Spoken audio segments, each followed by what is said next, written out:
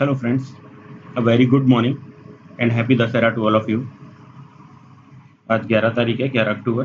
तो आज तो हिंदू लीव पे है।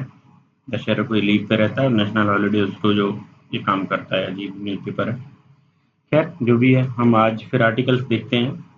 तो सिर्फ इंडियन एक्सप्रेस में मुझे कुछ आर्टिकल्स ठीक लगे, तो वहाँ से मैंने आर्टिकल्स उठाए और इसमें भी सारे आर्टिकल्स ऑलमोस्ट फोकस्ड हैं नेक्स्ट जो मीटिंग होने वाली है गोवा में, ब्रिक्स की।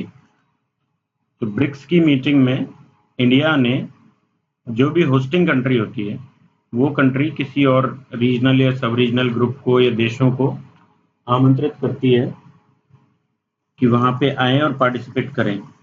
तो इंडिया ने इसमें पार्टिसिपेट करने के लिए बिम्स्टेक को बुलाया। So all these articles are related to BIMSTEC. India China relations पे ये आर्टिकल हैं और बाकी articles BIMSTEC and its role पर इनमें काफ़ी कुछ दिया गया है कि रीजनल और सब रीजनल जब ग्रुपिंग होगी, बिम्स्टेक का जब रोल बढ़ेगा तो किस तरीके से आगे इंडिया के रिलेशंस, इंडिया का डेवलपमेंट प्रोसेस किस तरीके से प्रोग्रेस करेगा, इन सारी चीज़ों पे आर्टिकल है। सो फर्स्ट हम देखते हैं कि जी जिनपिंग और मोदी साहब की मीट है, ये मिलेंगे गोवा में। तो पहले ही ऑलमोस्ट मीटिंग से पहले ही एजेंडा फिक्स हो जाता है कि किस चीज़ पे बात की जाएगी और क्या प्रोपोगेशंस होंगे। ये जनरली फिक्स होता है मीटिंग से पहले। स्पॉन्टेनियसली कोई भी कंट्रीज के जो लीडर्स हैं, हेड्स हैं, वो स्पॉन्टेनियसली बात नहीं करते हैं जनरली, क्योंकि वो प्रेस के सामने उनकी मीटिंग होती है, सारा वो प्रेस के सामने दोनों अपने डॉक्यूमेंट्स रखते हैं, दोनों एक जॉइंट स्टेटमेंट देते हैं, तो उस तरह की चीज़ें होती है। तो जो सेक्रेटरीट होता है वो ऑलरेडी डिस्कस कर चुका होता है किन मुद्दों पे बात होगी और किस तरीके से बात होगी। तो ये ऑलरेडी हमें पता है कि जो जी जिनपिंग और मोदी की मीट है, उसमें बीजिंग ने साइन दे दिया है क्लियर कि we are ready to talk about NSG. India को एनएसजी की मेंबरशिप मिलने में चाइना ने रिफ्यूज़ कर दिया था कि इंडिया सीटीबीटी का सिग्नेटरी नहीं है, एनपीटी का सिग्नेटरी नहीं है, तो इंडिया को एनएसजी का मेंबर नहीं बनाया जा सकता। लेकिन अभी बीजिंग का कहना है कि एनएसजी में मेंबरशिप के लिए बात करने के लिए हम तैयार हैं। तो एक चीज़ हम देख लेते हैं, ये 4 ग्रुप हैं टोटल एनएसजी। ये हो गया न्यूक्लियर सप्लायर्स ग्रुप, इसमें शायद 48 मेंबर्स हैं, डाटा मेरे को ठीक है अब नहीं है, 48 मेंबर्स हैं आई थिंक। नेक्स्ट है अपना एमटीसीआर, ये हो गया missile technology control regime. Next है अपना Australia group. Australia group is about जो केमिकल वेपन्स हैं उनके कंट्रोल के लिए। नेक्स्ट है वासेनार अरेंजमेंट। तो ये वासेनार अरेंजमेंट जो है, ये है अपने कन्वेंशनल वेपन्स एक तो उनके प्रोलिफरेशन को रोकने से। दूसरा जो वासेनार ग्रुप है, इसमें है कि ड्यूअल यूज टेक्नोलॉजी जो है, जैसे कि nuclear technology dual use technology है, सिविल कामों के लिए भी इसे यूज में लिया जा सकता है, न्यूक्लियर वेपन बनाने के लिए भी इसे यूज में लिया जा सकता है। तो ऐसी जो भी अदर टेक्नोलॉजीज हैं, उन टेक्नोलॉजीज को प्रोलिफरेट ना किया जाए, इस तरीके के ये 2 काम वासेनार ग्रुप के हैं। तो इन सभी में मेंबरशिप के अपने अपने अलग अलग फायदे हैं। तो धीरे धीरे करके इंडिया इन सभी में मेंबर बनना चाहता है। एमटीसीआर में हम मेंबर 2 साल की हमें मिल चुकी है, बाकी परमानेंट हम हो जाएंगे बाद में। तो अब नेक्स्ट हमारा जो टारगेट है एनएसजी है। एनएसजी में मेंबरशिप मिलने से हमें न्यूक्लियर फ्यूल और न्यूक्लियर टेक्नोलॉजी, इन दोनों के इंपोर्ट में हमें कोई दिक्कत नहीं आएगी। तो इसलिए हम एनएसजी का मेंबर बनना चाहते हैं। और चाइना भी अब रेडी हो गया है इस पे बात करने के लिए। तो बात करने के लिए रेडी होने का मतलब ये नहीं है कि ये इसने हाँ कर दिया कि एनएसजी की मेंबरशिप के लिए हाँ कर दी, लेकिन फिर भी बात करना बहुत ज़्यादा ज़रूरी है। तो फर्स्ट ऑफ ऑल जब ये बात करने को तैयार हो गया तो आगे हम कोई रास्ता निकाल लेंगे कि चाइना हाँ भी कर दे। तो इस तरह की बातें इस आर्टिकल में है। नेक्स्ट इसमें बोला है कि चाइना अभी भी जो इंडिया ने कोशिश की थी कि जैश ए मोहम्मद जो है, इसका हेड है मसूद अजहर। मसूद अजहर पे और ये जैसे मोहम्मद पे यूएन बैन की इंडिया ने बात की थी, लेकिन चाइना ने इसमें वीटो कर दिया। चाइना ने मना कर दिया कि ऐसा नहीं है। तो अभी चाइना का कहना है कि हम टेररिज्म को, ठीक है, टेररिज्म को हम भी विरोध करते हैं, टेररिज्म का हम नहीं मानते, हम किसी भी तरीके से इसकी सपोर्ट में नहीं है, लेकिन फिर भी जो जैसे मोहम्मद पे बैन करना है, इस चीज़ पे ये थोड़ा ड्रामेटिकली और कूटनीतिक तरीके से जवाब देते हैं कि कोई भी देश टेररिज्म के नाम पे ज़्यादा फायदा नहीं उठाए। कि टेररिज्म के नाम पे जैसे इंडिया बैन करना चाहता है, जैसे मोहम्मद को यूएन का बैन लगाना चाहता है, तो हो सकता है इंडिया उसका फायदा उठा रहा हो जबकि वो ऐसा ना करता हो। तो ऐसा चाइना की नज़र में है, चाइना ऐसा बोलता है, तो ये कूटनीतिक तरीके से जवाब देता है इस चीज़ पे। खैर आगे हम देखते हैं कि ये जो नेक्स्ट आर्टिकल है ये है इन्वेस्टमेंट से रिलेटेड है, चाइनीज इन्वेस्टमेंट इन इंडिया से। एनएसजी की टॉक्स ये हम देख लिए। अब इसमें एक नए मॉडल के लिए कहा है कि जो कोस्टल मैन्युफैक्चरिंग जोन, जिस मॉडल से चाइना ने अपनी प्रोग्रेस की है, चाइना का जो ईस्ट कोस्ट है, ईस्ट कोस्ट पे बड़ी-बड़ी बीजिंग वगैरह और जो भी बड़ी-बड़ी सिटीज़ हैं सारी चाइना की यहीं पे हैं। गुआंगझो इधर है कहीं, इस तरीके से चाइना की बड़ी-बड़ी सिटी, चाइना का ऑलमोस्ट पूरा मैन्युफैक्चरिंग हब इसी एरिया में। चाइना के शंघाई पोर्ट इतना बड़ा है जितना इंडिया के 2-3 पोर्ट्स मिला के भी नहीं होते हैं। तो इस तरीके से पूरा जो चाइना का मॉडल है वो कोस्टल मैन्युफैक्चरिंग जोन मॉडल है। कोस्टल मैन्युफैक्चरिंग फर्स्ट तो चाइना का मॉडल है कि primary sector, then secondary sector and then tertiary sector. हमारा मॉडल यहीं चेंज हो जाता है कि प्राइमरी टू हम डायरेक्ट टर्सरी में गए। सेकेंडरी मीन्स कि मैन्युफैक्चरिंग सेक्टर में हमने बहुत ज़्यादा ग्रोथ की ही नहीं है, हम डायरेक्ट टर्सरी पे चले गए। तो ये हमारा मॉडल डिफरेंट हो गया चाइना से, और इस पे ऑलरेडी यूपीएससी क्वेश्चन पूछ भी चुकी है। तो अभी क्वेश्चन बन सकता है कोस्टल मैन्युफैक्चरिंग जोन, इस मॉडल से किस तरीके से हम चाइना से सीख ले सकते हैं, चाइना हमारी हेल्प करे तो हम मैन्युफैक्चरिंग में किस तरीके से आगे निकल के, जैसे चाइना के साथ हमारा अभी बहुत ज़्यादा ट्रेड डेफिसिट है। इनफैक्ट देखा जाए तो करीब करीब शायद 53 बिलियन डॉलर इतना हमारा ट्रेड डेफिसिट है चाइना के साथ। तो ये है मैन्युफैक्चरिंग की वजह से ही है। चाइना से जो गुड्स आती हैं, मैन्युफैक्चर्ड गुड्स आती हैं, वो बहुत सस्ते में इंडिया में एंटर करती हैं और इंडियन कंपनीज उससे कम्पीट नहीं कर पाती हैं। तो इसलिए चाइनीज गुड्स से कम्पीट करने के लिए हमें इंडिया में ही मैन्युफैक्चरिंग हब्स बनाने होंगे, और those manufacturing hubs should be CMZ type. Means कि अपने जो कोस्टल एरियाज हैं, उन कोस्टल एरियाज में मैन्युफैक्चरिंग जोन बनाए जाएं। तो वहाँ से जैसे ही कनेक्टिविटी समुद्र से होती है, सी से होती है, तो कल हमने डिस्कस किया था जैसे कि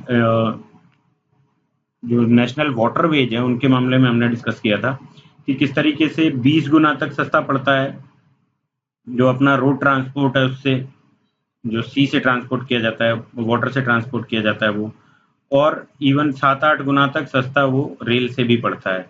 तो इन कोस्टल मैन्युफैक्चरिंग जोन से ये फायदा हुआ कि हम बाकी कंट्रीज में कहीं भी अपना सामान पहुंचाना चाहते हैं तो बहुत इजीली हम पहुंचा पाएंगे, बहुत सस्ते में हम पहुंचा पाएंगे। तो हमें जो लॉजिस्टिक कॉस्ट है, लॉजिस्टिक कॉस्ट हमारी कम हो जाएगी। लॉजिस्टिक कॉस्ट के कम होने से हम ओवरऑल कंपटीशन में आ जाएंगे। तो इस तरह की बातें इन्होंने की है। नेक्स्ट, अभी तक डॉलर 1.3 बिलियन, सिर्फ इतना ही चाइना से हमें इन्वेस्टमेंट मिला है लास्ट 15 ईयर्स में, जबकि हमारा हर साल का ट्रेड डेफिसिट 53 बिलियन डॉलर है।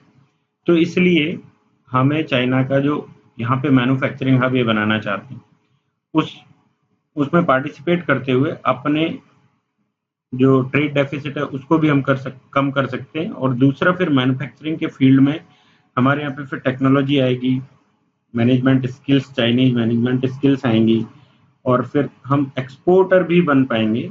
तो इस तरीके से हमें और कंट्रीज में एक्सपोर्ट करके भी फायदा होगा। तो इसलिए we should participate in this. Next thing कि हमारा खुद का जो पॉलिसी है, तो हमारी पॉलिसी 2025 तक नीति आयोग ने टारगेट फिक्स किया है कि अभी जो 16% के आसपास हमारा मैन्युफैक्चरिंग सेकेंडरी सेक्टर है उसको हमें 25% पे ले जाना है। तो इस टारगेट को अचीव करने के लिए भी हमें चाइना की हेल्प चाहिए। चाइनीज मैन्युफैक्चरिंग सेक्टर्स यहाँ पे जब तक नहीं आएंगे तब तक हम इस टारगेट को भी पूरा नहीं कर सकते हैं। तो पोर्ट में लेड जो मैन्युफैक्चरिंग है उससे इंडियन इकोनॉमी ट्रांसफॉर्म हो पाएगी, और इंडियन इकोनॉमी में ये ट्रांसफॉर्मेशन इतना ड्रास्टिक हो सकता है कि we can achieve the target of $10 trillion economy, which is right now $2 trillion. तो इसको हमें $10 ट्रिलियन अगले 1-1.5 दशक में पहुंचाना है, तो उसके लिए हमें पोर्ट लेड मैन्युफैक्चरिंग जरूरी है।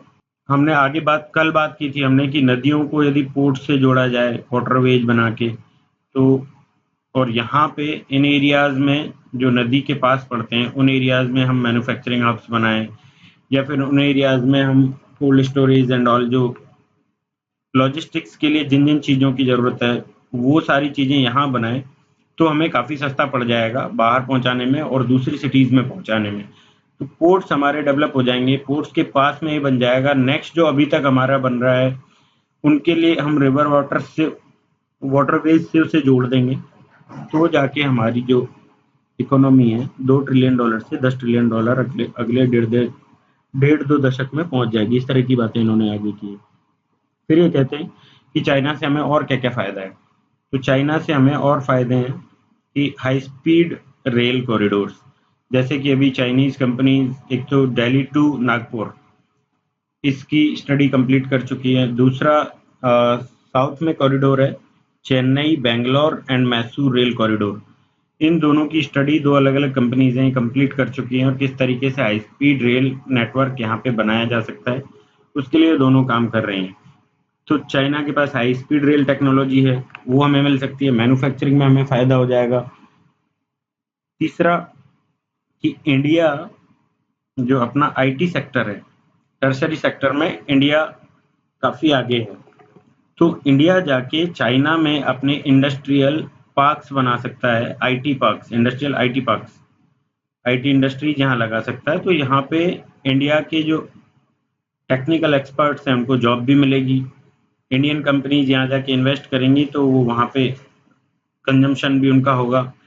तो इंडिया को यहाँ से फॉरेक्स मिलेगा। तो इंडिया का जो ट्रेड डेफिसिट है चाइना के साथ, वो दूसरे रूट से हमारा फुलफिल हम कर पाएंगे। तो इस तरीके के हमें कई सारे फायदे हैं चाइना के साथ रिलेशंस बनाने के। और जो ब्रिक्स में आगे इन्होंने बताया कि ब्रिक्स में बिम्स्टेक पूरे आर्टिकल से सी पे बेस्ड है, ब्रिक्स और बिम्स्टेक।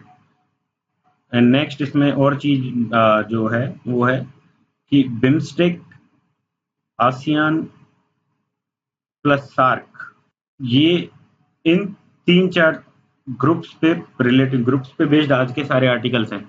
तो ब्रिक्स और बिम्स्टेक इन दोनों का इंडिया चाइना के बारे में ये कह रहे हैं कि चाइना चाहता है अपना बे ऑफ बंगाल जो है उस तक उसकी पहुंच हो, क्योंकि जो उसका तिब्बत वाला रीजन है उसमें उसके लिए सबसे नज़दीक बे ऑफ बंगाल ही सी पड़ता है।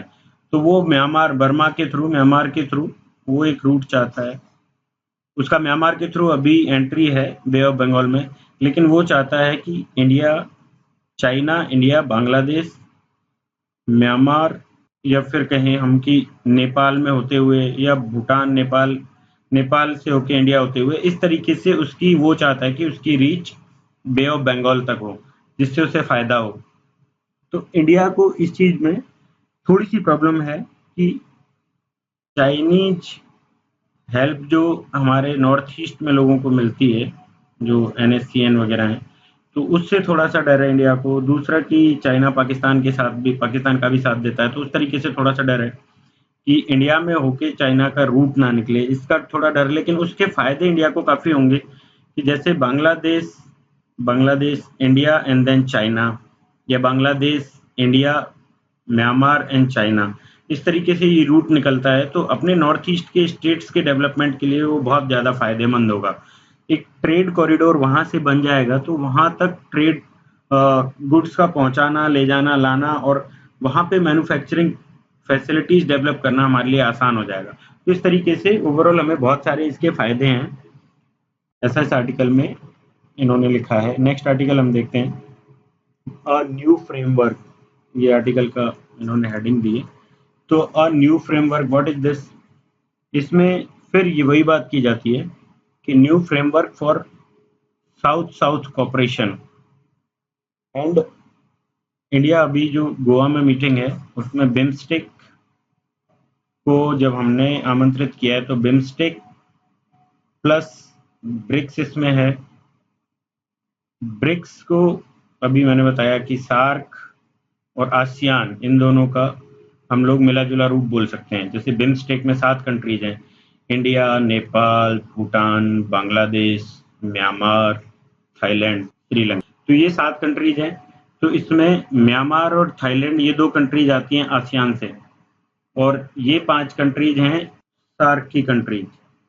तो इन दोनों का मिला जुला जो रूप है, अभी सार्क में पाकिस्तान की वजह से बहुत प्रॉब्लम्स आ रही हैं।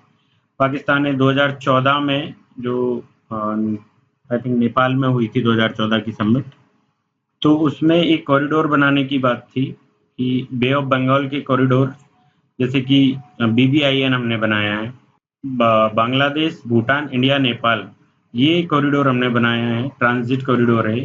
तो इससे इजीली ट्रांसपोर्टेशन हो पाएगा, गुड्स इजीली पहुंच पाएंगी। तो इस तरीके के कॉरिडोर्स और भी बनाने की बात थी इसमें, ट्रांसपोर्टेशन को इजी करके और ट्रेड को बढ़ाने की बात थी, बट स्टिल पाकिस्तान ने रिफ्यूज कर दिया, पाकिस्तान ने साथ नहीं दिया। और अब इंडिया पे फिर अटैक भी हुआ है कुछ दिन पहले ही, जो 17-18 हमारे जवान मारे गए। तो पाकिस्तान को, इंडिया की जो स्ट्रेटेजी है कि पाकिस्तान को एक वर्ल्ड कम्युनिटी में अलग थलग छोड़ दिया जाए, जिससे कि उस पर प्रेशर आए, इसलिए उसे सार्क का सबने बहिष्कार किया है मिलके। सार्क की इस बार समिट इस्लामाबाद में है, पाकिस्तान में, तो वहां कोई नहीं जाएगा, तो उस समिट का बहिष्कार कर दिया गया है। अब उससे बाहर निकल के, जो ये एक रीजनल हमारा ग्रुप था, उस रीजनल ग्रुप से निकल के इंडिया की नई सोच ये है कि सब रीजनल ग्रुप्स हम बनाएं। तो ये सब रीजनल ग्रुप्स बनाने से हमें जो सार्क के नुकसान हमें हो रहे थे, सार्क में पाकिस्तान के होने के, उन नुकसानों से हमें एक आज़ादी मिल जाएगी। तो इसके लिए हमें जरूरी है कि हमें हमारा रोल, जो एमर्जिंग रोल है वर्ल्ड इकोनॉमी में, उसको चेंज करना है थोड़ा। क्योंकि जो सब रीजनल ग्रुप्स हम बनाएंगे, उन सब रीजनल ग्रुप्स में सारी कंट्रीज ऐसी हैं जिनको कि दे नीड इंडियाज हेल्प। तो इसलिए हमें उनकी हेल्प करते हुए अपना जो विजन है, अभी तक हम जिस तरीके से काम कर रहे थे, उसको चेंज करके, इंडिया जैसे 90s के डिकेड, या फिर बोला जाए कि पिछले डिकेड तक ही एक एड रिसीविंग कंट्री था, लेकिन अभी हम धीरे धीरे डोनर कंट्री में चेंज हो रहे हैं। तो साउथ साउथ कॉपरेशन में ये चीज काफी अहम पार्ट रखती है, क्योंकि साउथ की कंट्रीज जो हैं वो पुअर कंट्रीज हैं। तो पुअर कंट्रीज को डेवलपमेंट के लिए टेक्नोलॉजी चाहिए होती है, एड भी चाहिए होती है, क्योंकि उनके पास पैसा नहीं है ना, उनके पास टेक्नोलॉजी, तो दोनों तरीके से उनको एड चाहिए होती है। तो इसलिए इंडिया को अपना रोल चेंज करके, जो एड ग्रांट हम लेते थे, grant receiving, aid receiving country थे, उससे डोनर कंट्री में हमें धीरे धीरे चेंज होना है। और अब काफी हद तक हम चेंज भी हो चुके हैं। पिछले सालों में हमारी जो एड और लोन का रेशियो रहा है, वो एड बहुत कम हो गया है, लोन हमारे बढ़ गए हैं। तो एड और लोन का रेशियो लगभग 7% हो गया है, जो कि 20% तक होता था 81-2 के एरा में। तो ये हमारा चेंजिंग सिनेरियो है। तो हम जब चेंज कर रहे हैं, अपना पैटर्न हमारा चेंज हो रहा है इंटरनेशनल रिलेशंस का हमारा, तो उसमें हम डोनर बनते जा रहे हैं। तो डोनर की हैसियत से हमें साउथ की कंट्रीज को साथ में लेके सब रीजनल हमें ग्रुप्स बनाने पड़ेंगे। तो इन ग्रुप्स के साथ हमारी ट्यूनिंग काफी बेटर हो सकती है, और उन ग्रुप्स में हम सार्क जैसे जो हमारे रीजनल ग्रुप्स हैं उनकी बजाय ज्यादा अच्छी तरीके से काम कर सकते हैं, ऐसा इनका कहना है। फिर इनका कहना है कि इंडिया का लगातार ये जो ग्रांट है ये बढ़ता जा रहा है, और हम जो कंट्रीज हैं इनको टेक्निकल असिस्टेंस देते हैं, फिर उसके बाद हम ट्रेनिंग देते हैं, फिर कैपेसिटी डेवलपमेंट पे हम काम करते हैं। जैसे कि इंडिया का अफ्रीकन कंट्रीज में जो मॉडल है, वो चाइना से डिफरेंट मॉडल है, कि चाइना वहाँ पे जमीन हथियाने के लिए और इन सब के लिए इन्वेस्ट करता है, जबकि इंडिया वहाँ पे कैपेसिटी डेवलपमेंट के लिए काम करता है। तो एक अच्छी इमेज रही थी अभी तक, हालांकि अभी 2-3 दिन पहले हमने एक आर्टिकल में देखा था कि इंडियन जो कंपनीज हैं उनको, जैसे अदानी हो गए, रिलायंस हो गए, एयरटेल हो गए, इन कंपनीज को भी आजकल वहाँ पे इस तरीके से देखा जाने लगा कि ये चाइना की तरह ही रिसोर्सेज हथियाने के लिए यहाँ पे आ रही है। इसलिए जैसे गांधी का विरोध हो रहा था, गांधी जी का घाना में उनकी मूर्ति हटाने के लिए, तो वो सब हो रहा था। तो उस इमेज को फिर से इंडिया को सुधारना पड़ेगा कि नहीं, we are not doing all that. तो इसलिए हमें ग्रांट जो है, एड जो है और लोगों को देनी है और कंट्रीज को देनी है और हमें डोनर बनना है। तो साउथ साउथ कॉपरेशन के लिए वो जरूरी है। इंडिया का रोल वर्ल्ड सोसाइटी में, वर्ल्ड कम्युनिटी में चेंज होना जरूरी है, because we are becoming a great power in the world. We are becoming a great large, हम लार्जेस्ट डेमोक्रेसी हैं और one of the largest economy है। $2 ट्रिलियन की हमारी इकोनॉमी है। तो इस केस में अब हमें वर्ल्ड सोसाइटी में एक बड़ा रोल प्ले करने की जरूरत है। इस तरीके का इस आर्टिकल में बोला है। खैर आगे हम देखते हैं नेक्स्ट आर्टिकल। नेक्स्ट आर्टिकल है bay of Bengal's glad tidying. ये अगेन वही है कि बिम्स्टेक से रिलेटेड आर्टिकल। गोवा में जो समिट होने वाली है उसी पे बेस्ड है। इसमें ब्रिक्स और बिम्स्टेक दोनों पार्टिसिपेट करेंगे। इंडिया ने बिम्स्टेक को क्यों बुलाया, सार्क को क्यों नहीं बुलाया, इन सभी से रिलेटेड आर्टिकल है। तो बिम्स्टेक को बुलाने के क्या क्या फायदे हैं हमने अभी देखे थोड़ी देर पहले। सार्क में पाकिस्तान होने की वजह से हमें वो काफ़ी नुकसान उठाने पड़ रहे थे, तो उसको साइड लाइन करने की हमारी जो स्ट्रेटेजी है वो भी फुलफिल हो जाएगी। बाकी हमारे जो सब रीजनल ग्रुप्स हैं उनके थ्रू हमें जो डेवलपमेंट एक मॉडल हमारा होगा वो, और इंटरनेशनल कम्युनिटी में, वर्ल्ड सोसाइटी में हमारी जो एक अलग पहचान बनेगी। तो उसके लिए हमें बिम्स्टेक को साथ में लेके चलना चाहिए। बिम्स्टेक, ब्रिक्स, G20 जैसे ग्रुप्स में इंडिया पार्टिसिपेंट है और इंडिया को एक बड़ा रोल प्ले करने की जरूरत है।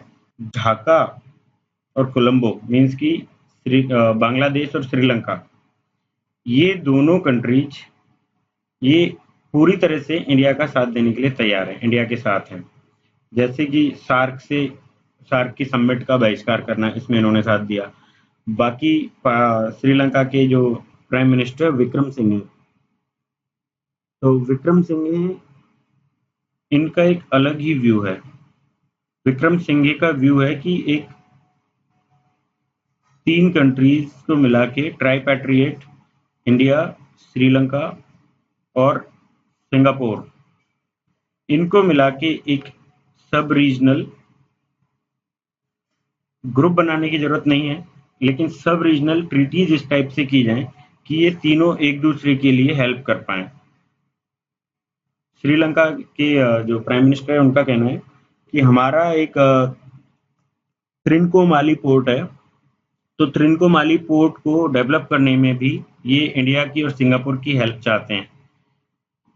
दूसरा, ये जापान से भी हेल्प लेते हैं। तीसरा, चाइना से भी हेल्प लेते हैं। तो इस तरीके से हर कंट्री अपना अलग अलग से रिलेशन बनाता रहता है अलग अलग कंट्रीज से। तो ये चाहते हैं इंडिया, सिंगापुर, श्रीलंका, इनके ट्राइपैट्रिएट से ऐसा रिलेशन डेवलप होगा जिसमें कि जैसे सिंगापुर एक ट्रेड का जो पोर्ट है, यहाँ पे कहीं से भी ट्रेड होता है तो यहाँ पे स्टॉपेज होता है। तो वो इसका पोर्ट ड्रिवन इसका डेवलपमेंट मॉडल है। श्रीलंका भी ये चाहता है कि हमारे पोर्ट डेवलप हो। इंडिया के पास एक भी पोर्ट इतना बड़ा नहीं है कि इंडिया जैसे जवाहरलाल नेहरू पोर्ट है, वो पोर्ट भी श्रीलंका के पोर्ट्स के बराबर नहीं है। श्रीलंका में हमारे जो बड़े जहाज आते हैं वो श्रीलंका में जाके रुकते हैं, फिर यहाँ से इंडिया उनको भेजा जाता है। तो इसलिए इंडिया में पोर्ट लेड जो ग्रोथ है उसके लिए हमें सिंगापुर से सहायता मिल सकती है, टेक्निकल हेल्प वहाँ से मिल सकती है। तो हम तीनों को एक साथ मिलकर चलना चाहिए। नेक्स्ट जो पीएम की श्रीलंका के पीएम के थॉट्स हैं वो ये है कि कैरेबियन कंट्रीज जिनमें की टूरिस्ट या टूरिज्म बेस्ड ग्रोथ हुई है, तो उस तरीके से इंडिया, श्रीलंका, मालदीव्स, इंडिया के अपने Andaman Nicobar, Thailand, Singapore, India में कोची, तो इस जैसे केरला हमारा टूरिज्म स्पॉट है, तो इस तरीके से एक टूरिज्म के लिए एक रीजनल कॉपरेशन किया जा सकता है। एक इस कॉपरेशन से टूरिज्म काफ़ी डेवलप हो सकता है, जैसे कि कैरेबियन कंट्रीज़ में है। तो यहाँ से एक जगह से क्रूज़ चलेगा और बाकी सारी जगह तक क्रूज़ जाएगा। तो ये एक अच्छा टूरिस्ट प्लेस बन जाएगा। एक अच्छा टूरिस्ट हमारा जो रूट है, वो बन जाएगा। तो इससे लैड इन सारी कंट्रीज़ का डेवलपमेंट होगा। तो इस तरीके के इनके थॉट्स हैं।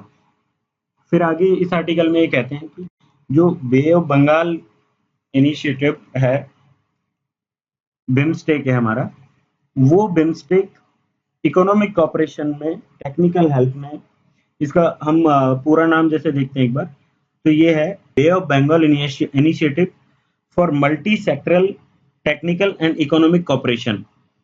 तो टेक्निकल एंड इकोनॉमिक कॉपरेशन के लिए जो ये सारी कंट्रीज हैं, अभी जैसे ये ब्रिक्स के साथ पार्टिसिपेट करेंगी, तो यहाँ की टेक्नोलॉजीज इनको मिलेंगी। फिर टेक्नोलॉजी से लैड जो ग्रोथ होगी, उसमें बिम्स्टेक का पार्टिसिपेशन काफ़ी ज़्यादा हो सकता है, जो कि सार्क से, अभी सार्क में एक फुल स्टॉप लग चुका है। तो उसके बजाय बिम्स्टेक को हम आगे बढ़ाएं। मोदी जी भी चाहते हैं कि बिम्स्टेक लेड ग्रोथ हमें मिले। सार्क में जो 2014 में हुआ था काठमांडू में, वो दोबारा ऐसा पाकिस्तान की वजह से ना हो पाए। एक हम जो कॉरिडोर बनाना चाहते थे ट्रांसपोर्टेशन के लिए, उसमें पाकिस्तान ने टांग अड़ाई, वो सब दिक्कतें ना आए। तो इसलिए हमें बिम्स्टेक को आगे लाना, बिम्स्टेक को वर्ल्ड लेवल पे लेके आना और उसका बाकी लोगों के साथ, बाकी जो ग्रुप्स हैं उनके साथ कॉपरेशन बना के फिर डेवलपमेंट करना, फिर हमारी ग्रोथ में उसकी हेल्प लेना, ये काफ़ी ज़्यादा ज़रूरत की चीज़ है। फिर ये कहते हैं कि चाइना जो है बिम्स्टेक से ऑलमोस्ट चारों तरफ से घिरा हुआ है। म्यांमार हो गया, इंडिया हो गया, नेपाल, भूटान। तो बिम्स्टेक का रिलेशन चाइना के साथ भी बन जाता है। चाइना चाहता है कि अभी जो हमने पहले बात की कि इंडिया, बांग्लादेश, म्यांमार होते हुए कॉरिडोर से बे ऑफ बंगाल में मिले। तो चाइना और बे ऑफ बंगाल इनिशिएटिव जो है बिम्स्टेक, इनका भी एक ऑपरेशन अलग से डेवलप किया जा सकता है। बीबीआईसी कॉरिडोर जैसे बनाने की इन्होंने बात की है, तो वो सब चीज़ें भी आगे हमारे डेवलपमेंट में हेल्प करेंगी। हमारे जो एक वर्ल्ड कम्युनिटी में हमें रोल प्ले करना है, उसमें हमें इससे हेल्प मिलेगी। तो इस तरीके की बातें आज इन्होंने की है। ये सारे आर्टिकल्स आज उसी से रिलेटेड हैं, ब्रिक्स प्लस बिम्स्टेक। तो हमने सभी देखे। इन पे क्वेश्चंस किस तरीके से बन सकते हैं, एक तो what will be the role of BIMSTEC. जैसे बिम्स्टेक को बीच में इस पे डिबेट चालू हो गई थी, बिम्स्टेक खत्म हो चुका है, इसका कोई यूज नहीं है, सार्क बन चुका है, उधर आसियान बन चुका है। तो अभी बिम्स्टेक का फिर से रोल स्टार्ट हुआ है। तो how BIMSTEC will how BIMSTEC will play role in India's development और इंडियाज फॉरेन पॉलिसी जो चेंज होगी उसमें, इस तरीके का कोई क्वेश्चन बन सकता है। दूसरा क्वेश्चन बन सकता है कि चाइना, पाकिस्तान, इंडिया, चाइना ने हमें एनएसजी की मेंबरशिप के लिए हेल्प करने को बोला है। तो ये एक ट्राइंगल है, ये हमेशा ही इंपॉर्टेंट रहता है, चाइना, पाकिस्तान, इंडिया का। तो China will help to Pakistan also. तो how the relations are changing between India and China की। और थर्ड थिंग कि यदि ऐसा कोई क्वेश्चन इनसे रिलेटेड बनता है कि इंडिया चाइना रिलेशंस थे, तो चाइना से हमारे रिलेशंस जितने प्रगाढ़ होंगे, इकोनॉमिक रिलेशंस, वो चाइना और इंडिया की इकोनॉमिक रिलेशंस बढ़ने से इनकी इंटरडिपेंडेंस बढ़ेगी। तो इंटरडिपेंडेंस बढ़ेगी, जैसे अभी हमारा लगभग शायद $53 बिलियन के आसपास मैंने बात की पहले, हमारा जो ट्रेड डेफिसिट है वो है। तो ट्रेड इक्वलाइजिंग हो और ट्रेड की डिपेंडेंसी एक दूसरे पे बढ़ जाएगी, तो China will come towards India. Pakistan से उसका रिलेशन फिर जो भी है इंडिया का, वो अपोज नहीं कर पाएगा। तो इंडिया का अपोज नहीं कर पाएगा और इंडिया को फिर हेल्प किस किस चीज में मिलेगी, जिससे China has the veto power in UNSC. तो इंडिया चाइना की इंटरडिपेंडेंसी बढ़ेगी, इंडिया में चाइनीज मैन्युफैक्चरिंग हब खुल जाएंगे, तो हमारा ट्रेड डेफिसिट कम होगा, चाइना की डिपेंडेंसी, इंडिया के चाइना में आईटी पार्क खुल जाएंगे। तो ये जो इंटरडिपेंडेंसी है, इसकी वजह से रिलेशन सुधरेंगे और यूएनएससी में परमानेंट मेंबरशिप के लिए भी चाइना आगे आ सकता है, हमें हेल्प कर सकता है कल को यदि जरूरत पड़ती है। तो नेक्स्ट की जो एनएसजी एमटीसीआर में हमें मिल चुकी है भले ही, उसके बाद ऑस्ट्रेलिया ग्रुप, वासेनार ग्रुप जैसे जो ग्रुप्स हैं, इनमें भी पार्टिसिपेशन में, इनके मेंबर बनने में भी हमें चाइना से हेल्प मिलेगी। तो इस तरीके की चीज़ें हमें, इस तरीके के फ़ायदे चाइना से हमें हैं, तो इसलिए we should improve our relations with China. ये इस तरीके की बातें आज के आर्टिकल्स में की गई हैं। हैप्पी दशहरा अगेन और थैंक यू वेरी मच।